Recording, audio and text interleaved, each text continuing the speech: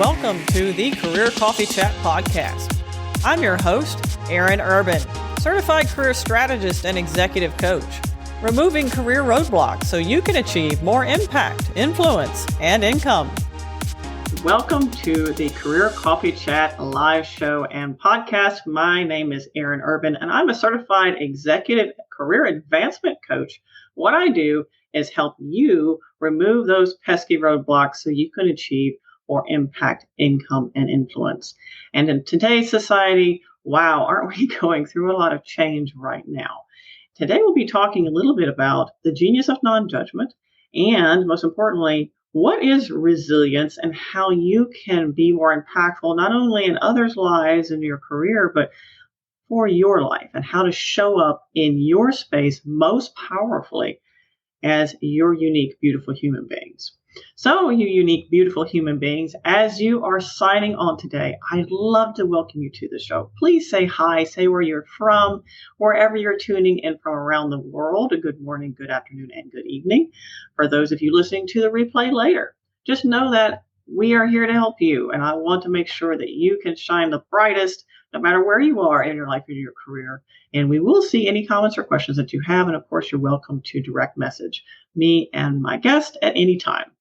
If you are watching or listening to the podcast later, please give us a thumbs up, a like, or a great comment about how you like the podcast, and share with your network as well. So when you tune in, please say hi, say your name, or say where you're from, and don't be shy. Come on in, ask your questions. We want to hear from you, and we want to hear your thoughts. Good morning, Cornetia, tuning in from Spring, Texas. So you may be asking yourself, what is all this genius of non-judgment? Well, we'll be talking today to Leezá Steindorf. Now, she is an amazing person, by the way. I'm very excited to have her here on the number 5 in the Coaches Council Spotlight series on Career Coffee Chat Live and podcast. We'll be talking about how to unleash your potential and gain more clarity, confidence, as well as unlock those opportunities in your life and your career.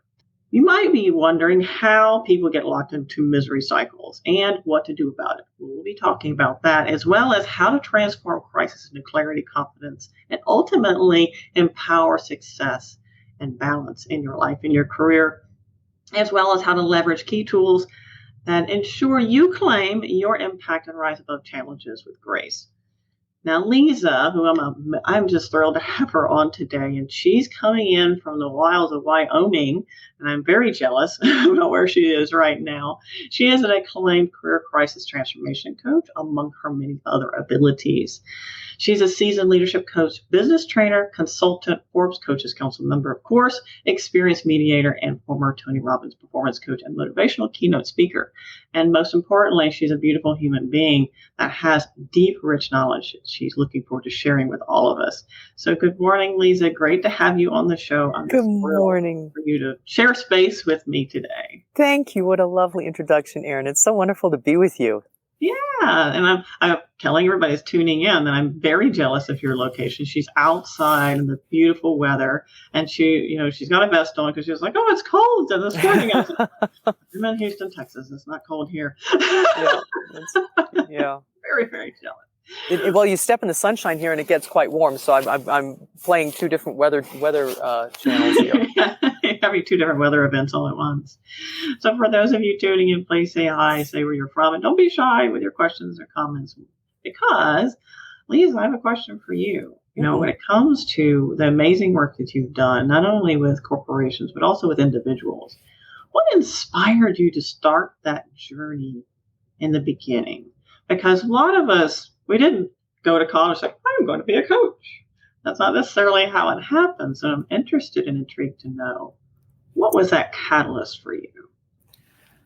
I wish I could say there was one single catalyst. I think what became clear to me when I did a lot of my own work and trainings was that everything I had been through, I wanted to have served a purpose. I wanted to be able to have saved someone some of the pain, helped someone have the path be shorter, make their lives somewhat easier by having access to some of the things that I learned and have gone through. So that's really what put me on the path of being a trainer and a coach. What I find interesting is most people who are coaches in some capacity, they've typically been through something that has been a catalyst, and it has been a life-changing, life-altering, or transformational in some way. Yes. And I've noticed that, and then put them on the path to saying, okay, now how can I help other people? Yeah. And we have a LinkedIn user. Hi, Kellyanne from Houston, Texas. And she says, please share. What did you do? I mean, we already have, please share. So do tell us. Start really with the relationship that I had with my father, which is the genesis of not only my work, but also the Genius of Non-Judgement. And both of my parents are really good human beings, very high values, old fashioned, I was raised in the 60s and in the early 60s. And my father had been in Vietnam. He was a pilot, and he would fly into combat zones and pick up, wounded soldiers and dead soldiers. And, it was a very high stress, the highest stress I think than anybody could imagine. And when the soldiers came back from that war, it wasn't like it is today. They were really not heralded as heroes. And there was no word for PTSD, but it was there. And so my father brought home with him really the trauma and the pain and the chaos that he had been through into our home. And then he dealt with little girls who, struggled with different things in their lives, in their daily lives. And it just was a big mismatch. And his way of dealing with things was with anger and violence. So that's how I grew up. And the world seemed a very scary and unsure place for me. And I felt very isolated. And I went to anger and power, because that at least gave me the sense that I could control something, right? And I spent a majority of my life that way. And I recognized at some point that it wasn't really applicable anymore, but it was a pattern that had gotten me through. It was my coping mechanism.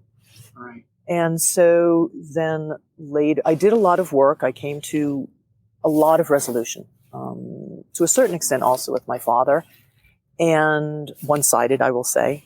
And then I got married and I had children. And when I had my first child, I recognized that everything that I had learned and recovered from and healed from was almost nothing compared to the chaos I was facing with that child, because the way that I had been parented was still programmed. Oh, yeah. And so that's then how I started parenting. And I was like, whoa, wait a minute. I'm not doing it that way. But I had no other tools. I had no other framework. I had no other role models. And there was no book, no class on how to be a parent like I wanted to be. So I started my work all over again. And that's where I did various certifications in mediation, in group facilitation and training, nonviolent communication. I worked for 7 years with Dr. Natalie Rogers, Carl Rogers' daughter, and he was the founder of humanistic psychology. And so my real foundation is in person-centered therapy. And I transformed myself yet again, and also my parenting. And so I went into schools doing that work, and then I wrote a parenting book, and then I ended up going into corporations because people were saying, my gosh, if you can do this here, come help us in our company. So that's kind of a short version of how it evolved. That's amazing. That's a beautiful story. And thank you for sharing that. Yeah. I mean, I feel like that when you are faced with, I am now impacting others, whether it be teammates or particularly your children, it's a definite wake up call to say, I don't want to do that. This is not how I want to be. How can I be different? Yeah. Well, and the interesting thing is when we that's huge. So first the recognition, the awareness that something has changed. And I have a 5-step sheet that I go through called SOTA, which is to first see something and to recognize it with the awareness, and then to own your part in it. And then after you've done that, is that you accept and have no judgment about it, which is key. And that's where most people get stuck, right? Especially the self-judgment. And then to make a decision on what is it that from all of the possibilities here, what is the decision that I want to make? And then to take action on that. And so that first awareness of, wait a minute, something's not quite fitting here, or this isn't the way that I want to do it, is huge. And then the next steps are really key in how are you going to make changes or continue forward differently. Right. And I like to key in on that non-judgment part. I mean, you mentioned that's where people really do get stuck. Yes. And can you give those people who are tuning in right now, those people who may be listening later, what does that mean? And it sounds like a little bit your Genius of Non-Judgement, which you do have some free tools online, which is, you says, your gift to the world. And we bless you for that, by the way, because it's such a powerful thing. But can you help people understand and wrap their minds around what do you mean by non-judgment? And what does that do? So I did really years of training, various different trainings, but one of the trainings that I had was at the Option Institute, and they have a beautiful way of presenting non-judgment, and it is so fundamental of basically making a judgment in the way that I'm using it in this context is to make something good, bad, right, or wrong. So even if I say, wow, you look beautiful today, that's a judgment. Right? I'm creating that. Or the weather here is horrible, another judgment. So the nice ones, the good ones, are not the ones that usually cause us difficulties. It's the ones where we make things bad or wrong that do. And so the difficulty arises if I say, for example, the weather here is terrible, horrible. And then I continue with that belief, then I'm going to say, well, gee, Wyoming has bad weather where I'm visiting right now. And now that is no longer, with time, with repetition, with conviction, that's no longer now an opinion. It's no longer a judgment. It's now a fact in my mind. Oh, Wyoming, terrible weather. I have now melded my judgment of something and made it a truth, right? So what the Genius of Non-Judgement does is it distinguishes the facts from the meaning that I give the facts. So I can say it's 62 degrees in the shade and it's 85 in the sunshine. Those are facts. They're things that we can measure. Right. Everything after that, whether I like it, I don't like it, it's cold, it's hot, it's miserable, it's lovely, that's my interpretation. And that is always valid. It can't be right or wrong, but it's not a truth. It's not a fact. And what happens is we marry those two and say, oh, it's terrible. And then there's the truth. And so if we come back to where a lot of our difficulties in relationship come from in growing up, and that is what plays itself out in our leadership, in our, whether we're an employer, an employee, a colleague, team leader, team participant, whatever it is, what's playing out is the beliefs that we laid down early in life, and then we came to believe they were truths. Right? So if we heard, you're stupid, let's say you couldn't do a math problem clearly, right? And a parent says you're stupid. So it's not that you got wrong, some algorithm that those numbers were incorrect, which is a fact. Because numbers are right. But then somebody said you're stupid. Oh, I'm stupid because I didn't get that algorithm correct. So now I'm carrying around in my mind, I'm stupid. And that's a truth then. So then I'm in a team lead situation, and one of my team members says, what, are you stupid? That's a ridiculous question or decision or whatever it is. And I'm right back there.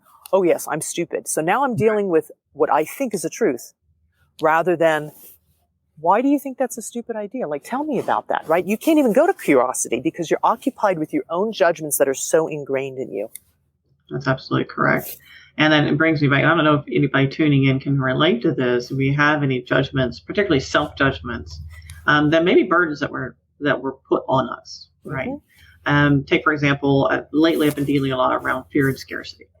Why is that coming up for me? And a lot of anxiety. And I started really trying to focus, okay, first of all, why am I dealing with this anxiety? What is it? Because anxiety comes in different flavors, okay?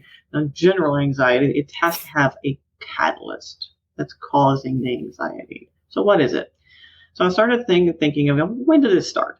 Well, it started about the time when my mother moved down to Texas. It's like, well, that's odd because I love my mother. I'm glad she's near.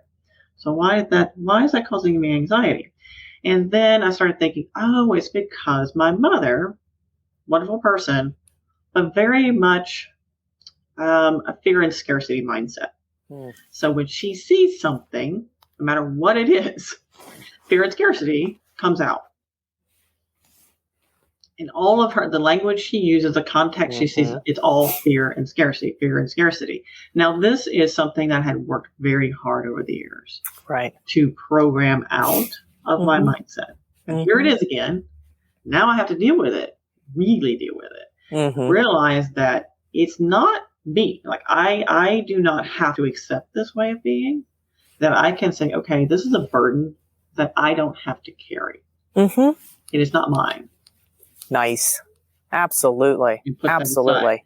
And I'll share with you, those for you, Leezá, and those of you tuning in now or later, when I set that aside, when I recognized what it was and that it was not mine to carry, I literally almost passed out from the relief. Yeah. I'm really serious. Sure. I undid, and I just was like, oh my God. Right.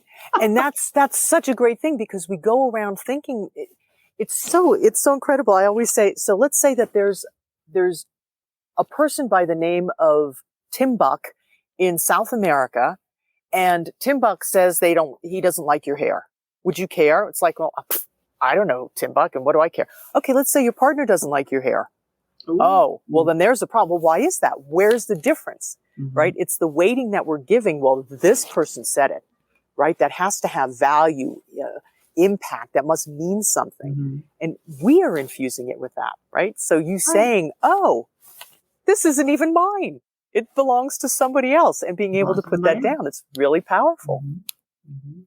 Yeah, I had a guest on a number of months ago, and she was talking about familial structures when it came to emotional DNA. Fascinating work, very, very trending. It's very new, and neuroscience and other quantum physics, I mean, a whole host of things. But her hypothesis was that we tend to carry burdens based on our familial structure, particularly undealt with pain, anger, trauma, etc. So I was like, well, that's very interesting, because for a long time, like you, Leezá, my coping mechanism was anger and control, right? And I didn't understand why, because I had a very good childhood. I just didn't have any problems. So I really started peeling back the layers of the onion and discovered that my grandfather on my father's side, very angry, created a lot of emotional trauma within his family nexus. I never experienced that, but my father did. He was in World War II as a tank. Now, he signed up as in the cavalry thinking he was going to ride horses. That's not at all what happened. He drove tanks over people. Yeah, not good. And he came back traumatized from that. And the theory was that the anger that was undealt with by his children, my father and his brothers, then skipped to me. What's interesting is when I recognized that and I released that burden, same thing, I almost passed out from the relief. Well, it's interesting. There's a lot in what you just said that I'd like to speak to, if I may. The familial or generational trauma and pain energetically absolutely exists. And if one is prone to or able to work at that level, it's amazing. What I find is that if we can't or don't want to work at that level, on a practical level, what's mine? What have I seen? What am I, like I said, my coping mechanism became, if I yelled, sometimes I didn't get hit, or sometimes I avoided something, or at least if I could yell, I knew I was going to still breathe. Like it was existential for me. Right. So that was this lifetime. But it wasn't until I really unpacked that I understood it. And the interesting thing, in coming back to something you said about your mom and anxiousness, is that in my book, and I try and simplify things because I can get so super complex about just about anything, that fear has many, many, many different flavors. Anxiety, worry, concern, it's all fear. Let's just take all that and put it in a bucket of fear. And I have a talk called Fearlessly Unstoppable, Flipping Fear for Good on SoundCloud, which I'm also happy to share. That's also that'd be great for free. And basically, fear is what we don't want. And so we move away from it. If we can just identify what we don't want, right? For example, perhaps you didn't want to have the same mindset as your mother, or you didn't want to feel like there was lack or scarcity in your life, right? If that's a not want, then we just flip that over and, well, what's the want? Right. I want to have my own thoughts. I want to be the author of my own internal landscape and my own belief systems and meanings that I give to things. And so how do I go about doing that, which is what you did so wonderfully? So we have the generational, the ancestral heritage that's absolutely there, and I am involved with the Cree Nation, and I very much recognize and appreciate our ancestral history, and also into the future where we're going with it. Mm-hmm. And at the same time, come down to the individual and is, what can I do here now? What can I understand about myself and how I operate here and now, not only for my own path, but also to change that ancestral pattern, right? And that can be done here, even if I don't understand what had come before. Absolutely. And I think that's where so many people just keep reliving and rehashing things because they don't understand the power that they have and they hold in their hands. Yes. You have the ability to change. You're not fixed. You're not just what your parents made you. You're not even whatever mindset you decided to establish based on your judgments and your biases about yourself and your environment. That's right. It's all malleable. It can change, and we have the power to do it. And what's interesting, you hit on something there. Instead of focusing on what you don't want, it's not that we don't want to acknowledge it. We need to be aware. But instead of spending your time focusing on what you don't want, which is typically what we do, how about we shift it to what we do want? Because we don't spend enough time wrapping our language and our mindset and our focus around what we want in our lives. Mm-hmm. We tend to spend a lot of time focused on what we don't want, which, by the way, the more you focus on what you don't want, the more you're likely to attract it to yourself. So it's interesting. You were introduced the conversation today also around resilience, and what we've gone through globally over the last year is a great indicator of how the world can show up in such a powerful way and make us feel like we are at the mercy of that. And I actually once a week, I started when the pandemic started, a group called Unshakable, where we do guided visualization and we speak about what can we create, groom, enhance within ourselves or in our lives that give us that spirit and that energy to deal with whatever comes to us. Right. And the way that I look at resilience, if you look at, for example, the picture that always comes to my mind is a duck and the water rolling off its back, right? Mm-hmm. It's like the water comes, it's not like it doesn't get touched, but it just rolls off. Now, if it were that simple, we'd all be in great shape, but it is possible to do that. And you were talking about just now about we don't pay attention to what we want. We've been taught not to. Right. We've been taught, you don't want this, you want that.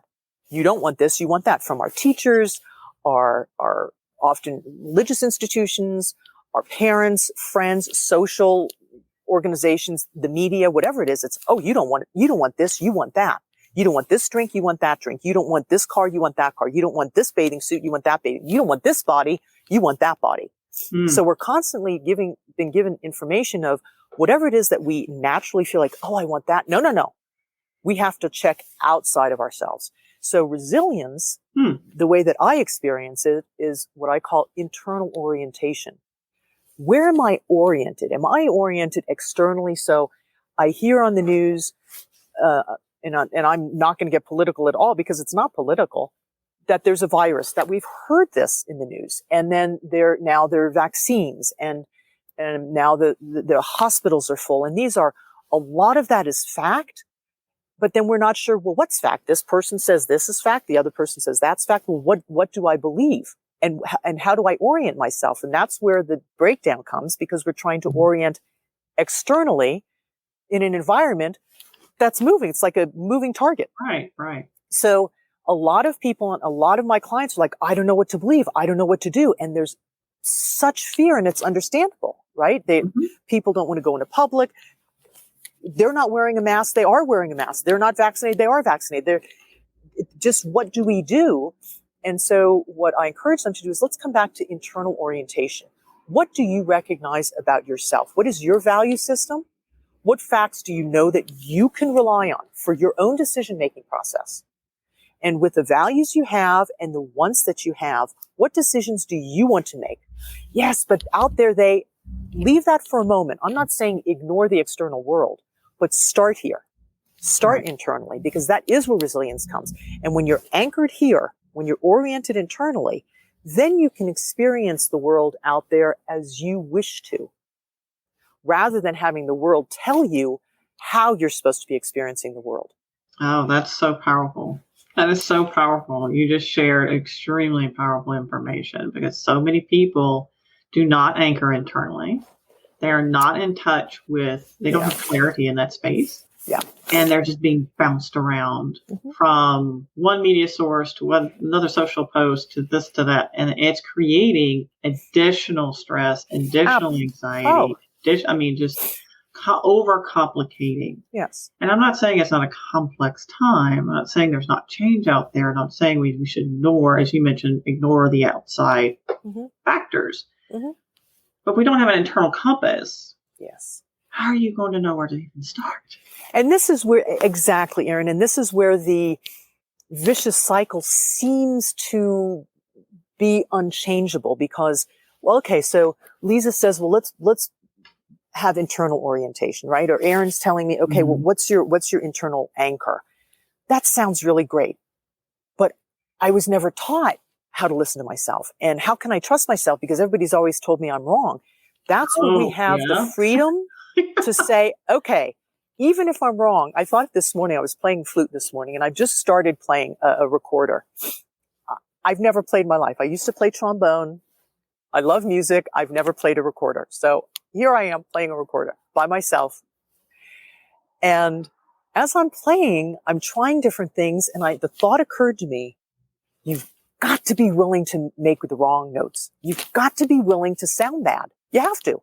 Because if I'm teaching myself, the only way I'm going to be able to figure out what sounds good is trying it all. And trying it all means some of it was like, ooh, that didn't sound very good, right? And to do it again. And then it was like, oh, that sounds a lot better. And the more I do it, the less I'm having those really off ones.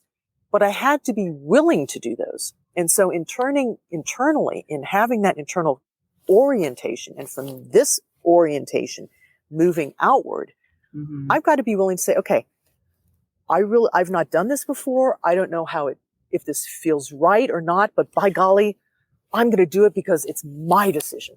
And taking that courage, and even if it's off or you make a mistake, so what? Because the next time, the third time, the 12th time, the 130th time, it's going to feel so natural to you. And then you can be able to say, okay, everybody out there is saying this, but boy, this feels right to me. And then you're living a life that feels really good to yourself. Right. That's empowerment, is what it is. It is truly. And what's interesting is you touched a little bit on the genius of non-judgment there. You gave yourself permission. Absolutely. You didn't say, oh, that bad note, that's bad. That means I'm bad. That means I can't do it. Right? Well, so it's taking that away from it, saying, wait a minute, it just is. It's so great that you said that, right? Because there was no bad note. You're right. You caught me in saying the same thing. There's no bad note. There's no wrong note. There's just that note that makes me go, ooh. And then there's the other note that goes, ah. Right. So there is no right or wrong note. There can't be. And I use the example often with my clients is that if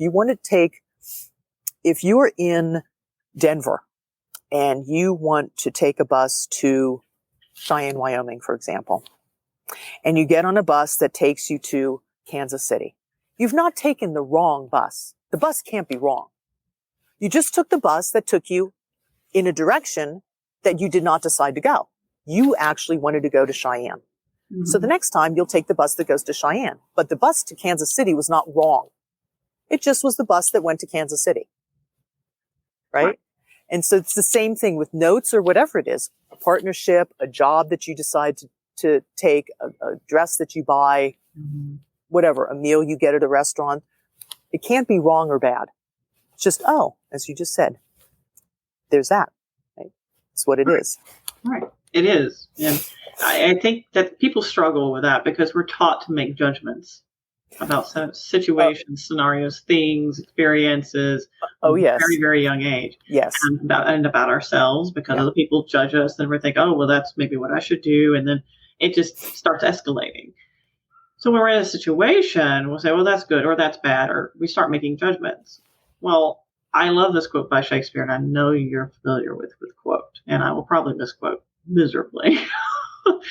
But nothing is either good nor bad, except thinking that makes it so.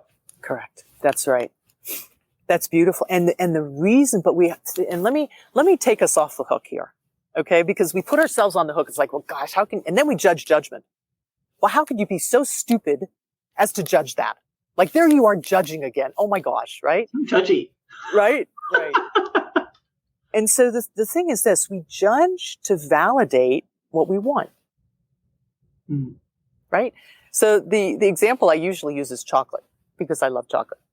It's like, oh, well, that's bad if I have chocolate today because I haven't exercised today. Tomorrow I can have chocolate tomorrow because that'll be a good day because I will have exercised. So the desire to have chocolate, it can't just be what I want. I have to back it up with all these judgments. Either the chocolate is good or the chocolate is bad, or exercising is good or exercising is bad, or I'm good because I exercise, so now I get to have chocolate. Right? Instead of just saying, I'd like a piece of chocolate. And we don't do that. We did that as kids.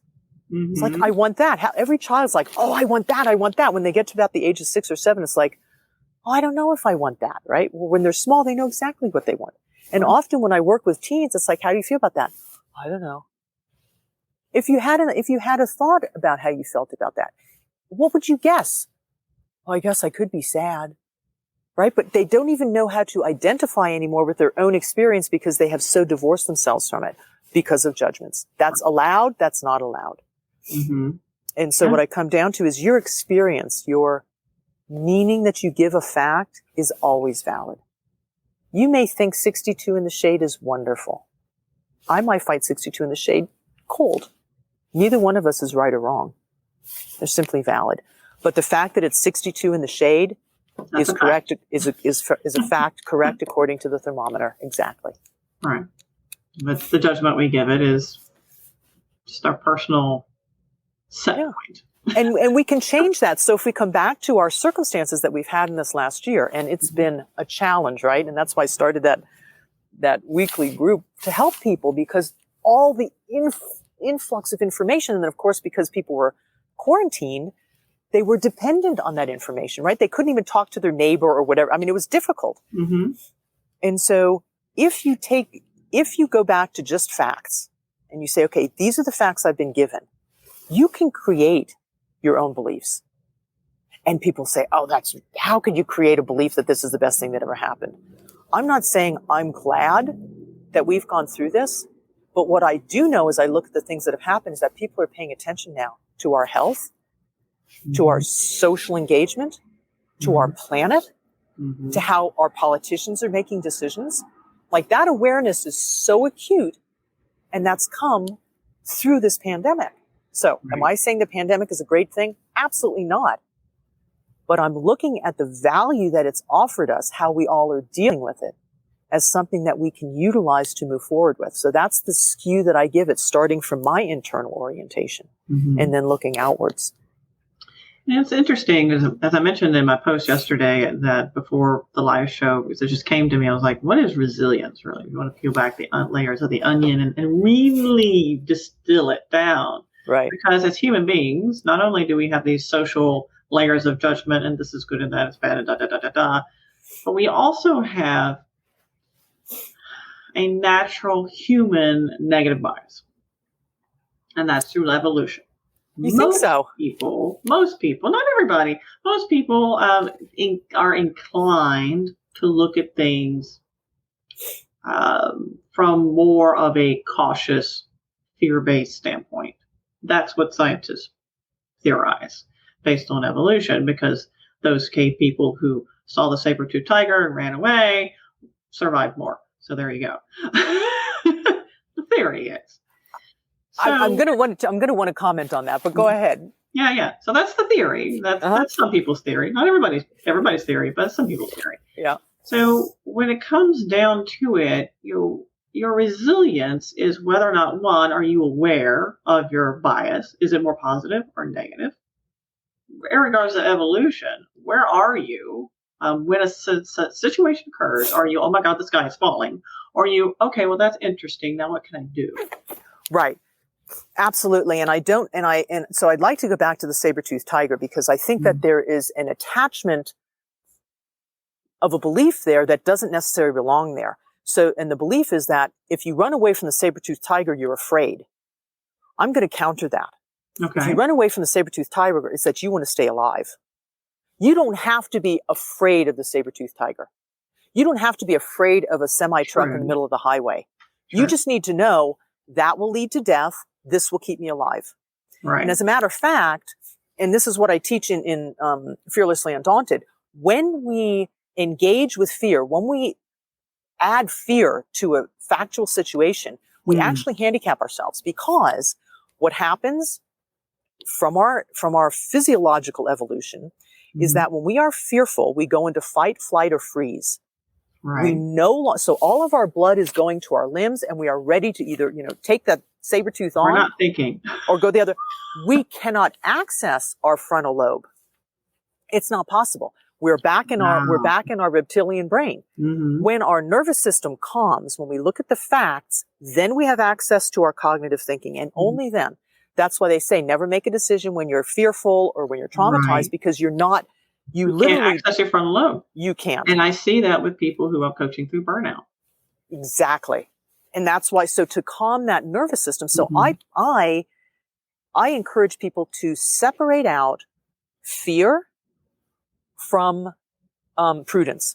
Like if I see a bear or a lion coming at me, I'm going to act appropriately, but I'm not going to start being afraid, because that's going to limit myself in my ability to respond to it.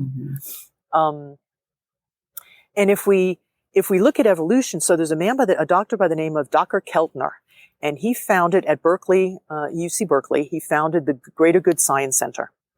And he has made it his life work to study Darwin's theory of evolution. And here's the interesting thing, because what you said, and I'm not countering you, Aaron, as much as science, really. Up to the, let's say, the last decade or two, science stopped where they believed Darwin stopped, which was the survival of the fittest. And actually, that wasn't even Darwin's coinage. That was a scientist who studied Darwin who said it was the survival of the fittest. So what Darwin found in the middle of his career was that the stronger ones, or the ones that were smarter or could run away from the saber tooth, they were the ones that survived. But here's the interesting thing. Toward the end of his studies and what do you call it? Experimentation, he discovered something, and this is what Dr. Keltner, and you can look this up, it's phenomenal information, and he has excellent videos on YouTube about it. He discovered that it's the organisms and the species that worked together, that recognized unity. They are the ones that actually survived and made evolutionary leaps. And there's something in the human body, it's called the vagus nerve, and it starts somewhere around here and it goes outward, and it's responsible for our wanting to do good, for wanting to take care of people, for wanting to act out of kindness. And the more developed that is, the more willing people are to work with one another. And that actually, and as we're seeing today, right, the more divided we are, the less capable we are going to be. The less capable we are, the less productive we are. Right. Absolutely. Exactly. But our coming together, the people saying, wait a minute, how can we do this together? How can we work together? Even with differing viewpoints, differing value systems, differing religious views. If we work together, how can we make this happen? So I do believe that science is going to slowly catch up to what the facts were, rather than having gotten arrested at a certain point in Darwin's evolution theory. So please forgive me with all due respect. No, that's great. I was just putting it out there. I'm glad you latched onto that, because while they theorize that our initial response is automatic, what you do with it is within your control. Exactly. Yes. So if you do, let's just say, have a deep-seated fear of heights. For whatever reason, I don't even know why. I didn't experience anything in my childhood. No idea. At one point in my life, I realized I had a deep-seated fear of unsupported heights, like metal stairways 20 stories up, for example. Not my thing. Like, my limbic system goes on a hyper overdrive. We're going to shut you down. Like, you can't breathe, you can't move, you freeze. And it takes concentrated cognitive effort to force myself beyond it. But I can do it. It's not wow. Amazing. That's amazing. It's not easy. You. It can be done. I can't force myself. So like say there's a swinging bridge.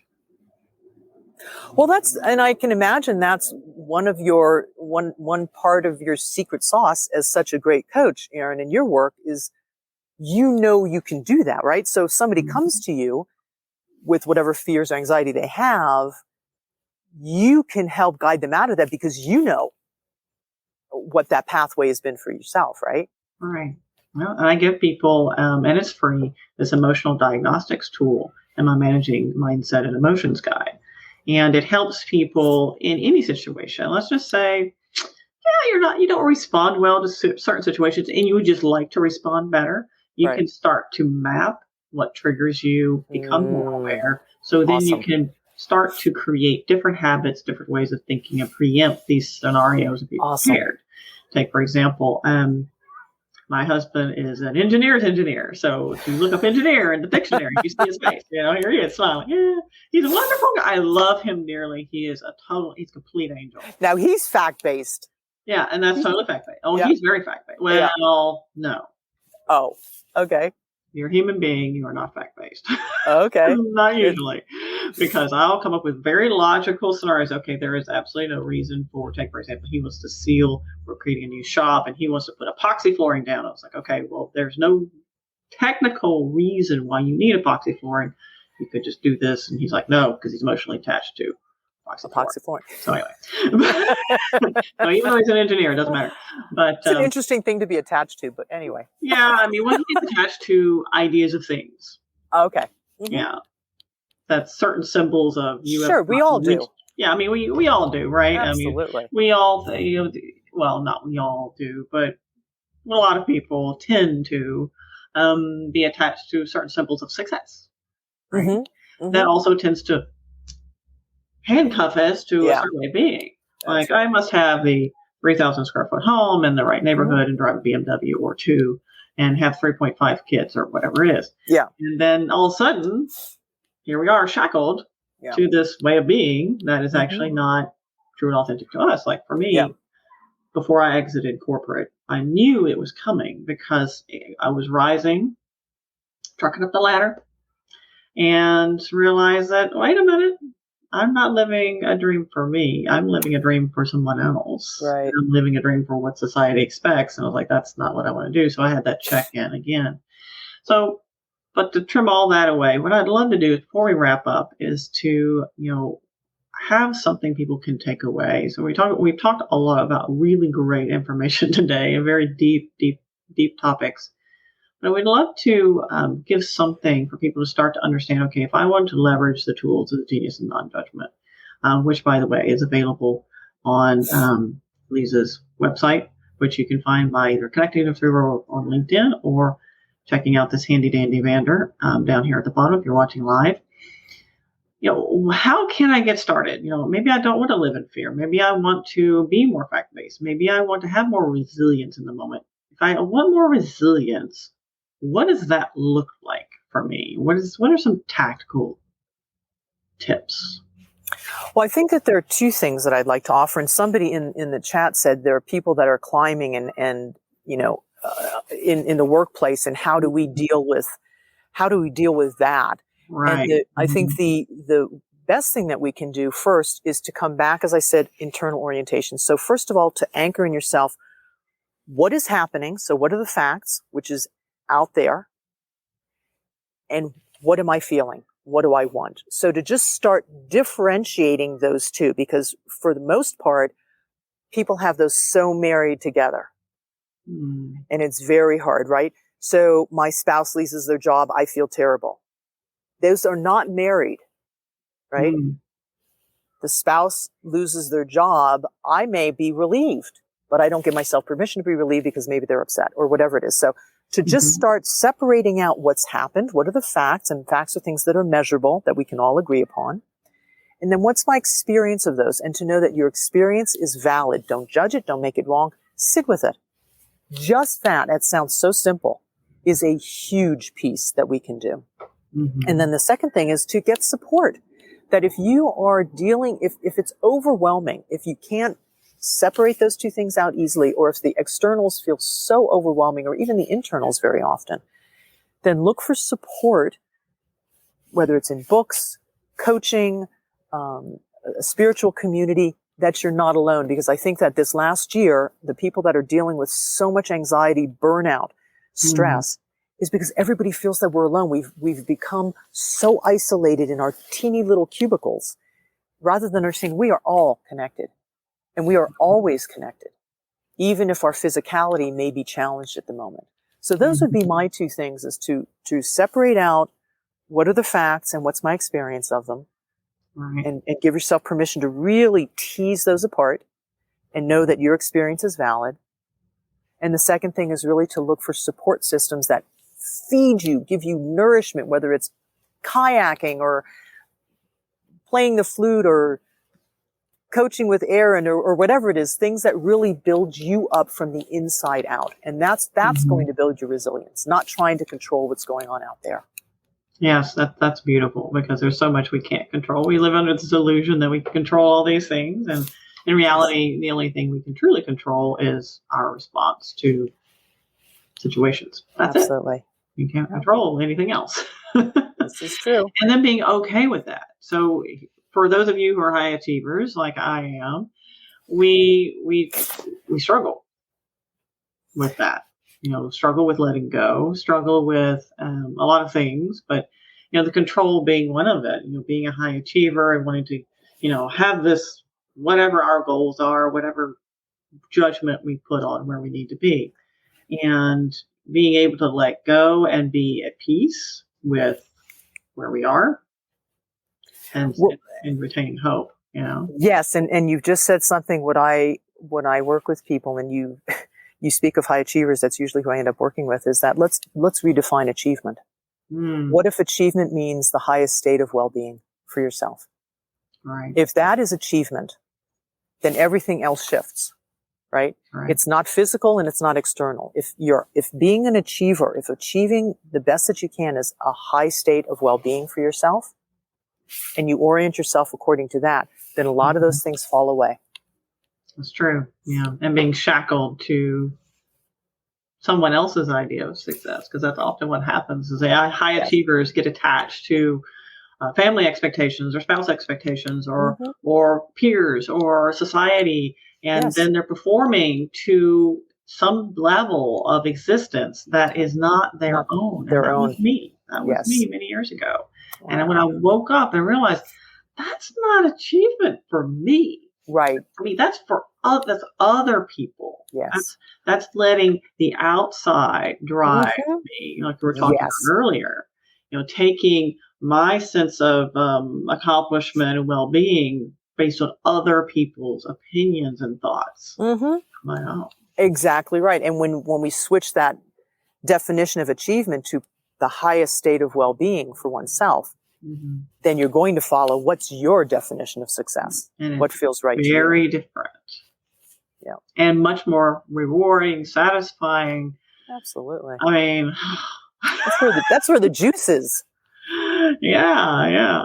Well, Leezá, it's been such a pleasure. Oh, likewise. Thank you, Aaron. On the show. It's been wonderful. Hopefully all of you tuning in either now or later have enjoyed our conversation. And hopefully if you do, please don't hesitate.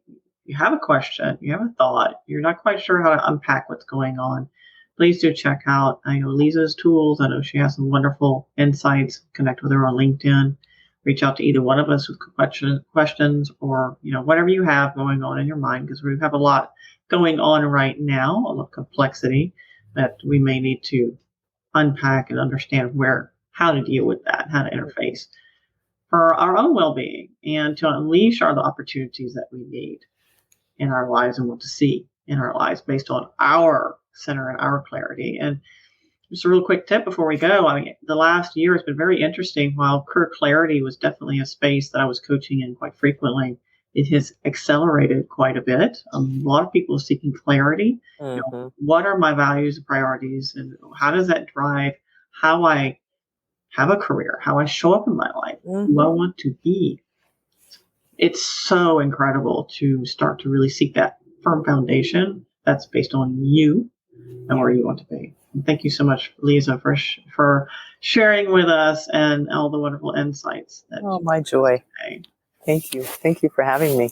Absolutely. And for all of you tuning in, either now or later, my biggest wish for you is keep elevating, my friends.